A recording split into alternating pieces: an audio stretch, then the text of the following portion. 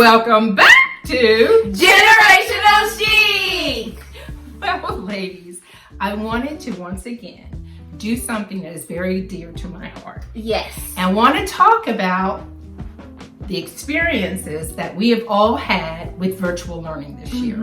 Now, I did a video all by myself and I gave 13 tips on to help with homeschooling and virtual learning. And those tips were really great. Yes. But now that we're in our second semester, I think I understand virtual learning just a little bit better, and I wanted to give you some more tips to help you out and for the rest of the school year. Okay? Okay, let's go. Okay. Well, the first thing, I want you to get a piece of paper. Write these things down so that you can remember these tips and try to help with your child's virtual learning. Okay. The first thing that I have is you have to know your child's schedule. The teacher will send out when she's teaching whatever subject it is and the time. And you need to know those schedules so that your child is there on time and everything. But more than anything, just like I said in the other video, get them on a routine.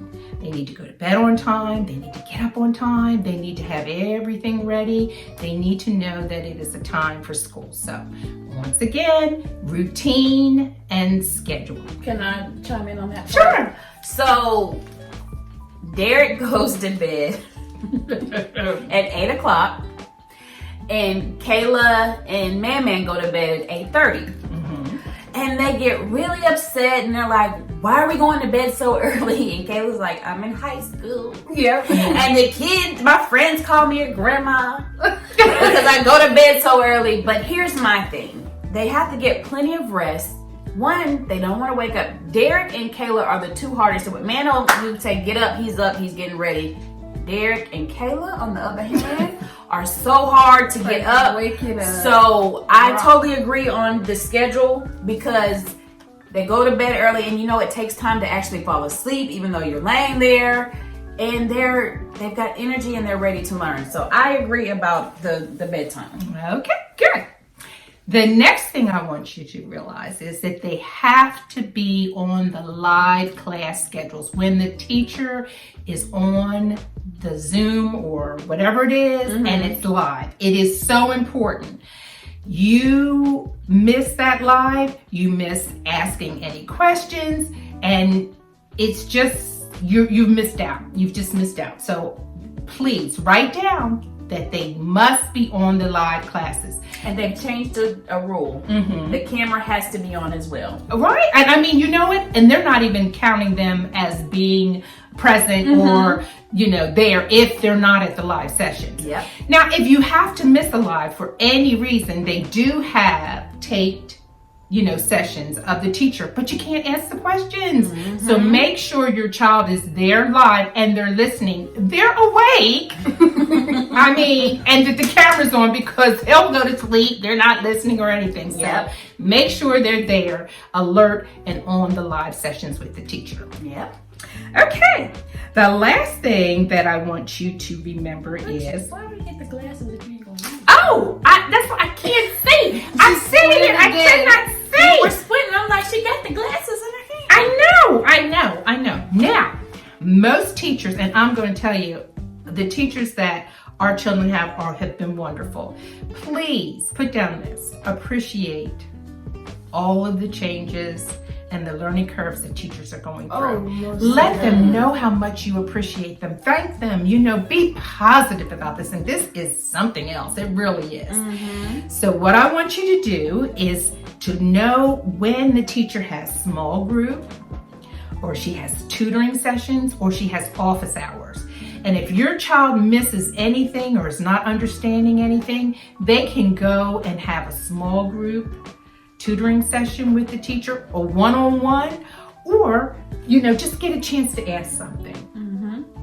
So make sure that you understand when that is, and that should be right there in the schedule.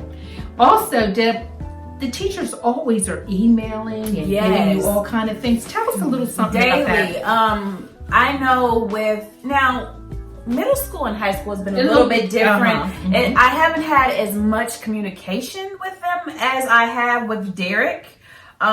Each week she sends out an email, and the weekly, what she's doing, the times, what subjects, very organized.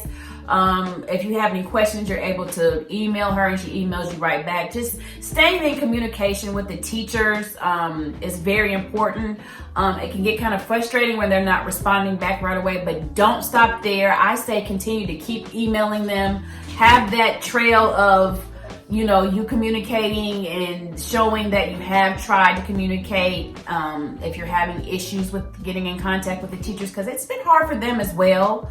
But I think the elementary end has been more pleasant than school and the high one school. teacher. Yeah, there's one teacher. So it's been more difficult with the two older ones because it's been multiple teachers, but she has been very organized. Okay. Miss Ogle.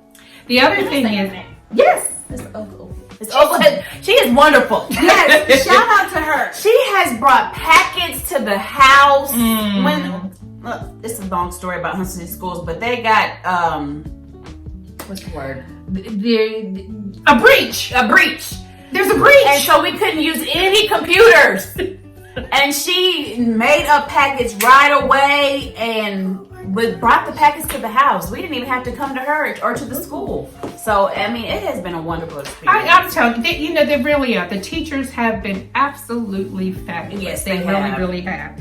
The only other thing that I want you to write down is that there is a dashboard or somewhere where you can check your child's grades and see that they are keeping up with their assignments and everything. You need to make sure that you're doing that. Yes. And I think it's really difficult because I'm going to tell you the truth. Derek and Darren and Kayla worked so quickly with that computer. I said, Dad, what they doing? Oh, Lord. I'm like, I can't even see.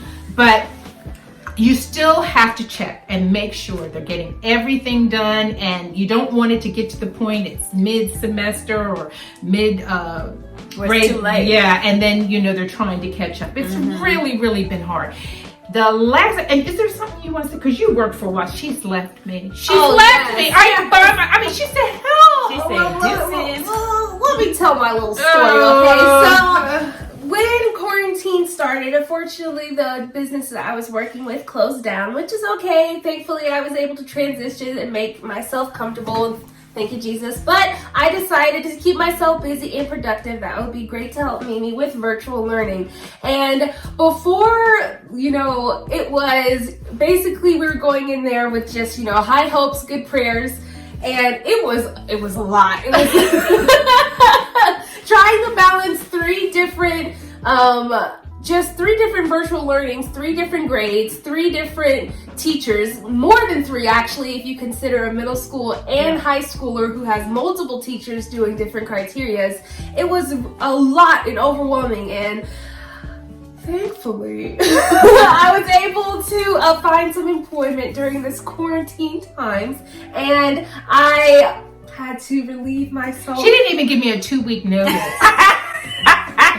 I didn't even get a 2-week notice. She left did. me. I had to relieve myself from that. And what I've learned from that experience is, to all teachers out there, you guys are doing something that a lot of people do not understand how hard it is to do, and even getting a taste of it let me know that it is not for me, which is why I couldn't even give a 2 weeks notice. But I will let you know that I appreciate all you teachers, all you parents out there having to try to be a teacher the best way you can. And you know what, I'm rooting for you guys, because I'm letting you know now, it is not for me. It wasn't for me. I had to leave. But the one thing that I really want to stress is that this has been really difficult for everybody. Don't forget how difficult it is for your child. And just have some grace and patience for the teachers. Have grace and patience for your children that are trying to do this, and have grace and patience for yourself. Because sometimes I lose my temper and I have to go back and say, oh Lord, forgive me. So, we're going to get through this. We're Yes. almost there. We are almost there. Yes. And if everybody would just please just step back and just protect one another. I know you guys get tired of hearing me. Wear your mask. Separate. Sanitize. Stay safe. Get your vaccination when you can. And let's get through this. Get the kids back in school. Yeah. And Move forward. yes. Yeah. But give your child some grace. Yeah. Absolutely. And the teachers, okay? All right. Well, I just wanted to share those few things, and I hope that they will be helpful to you. Once again, let's come out of this better. Yes. Let's just come out of it better. And stronger. And stronger. You know, our Yeah. relationships, we need to, heal all that, and let's just come through this better and stronger. Yep. All right? I like that. I like that too. Okay.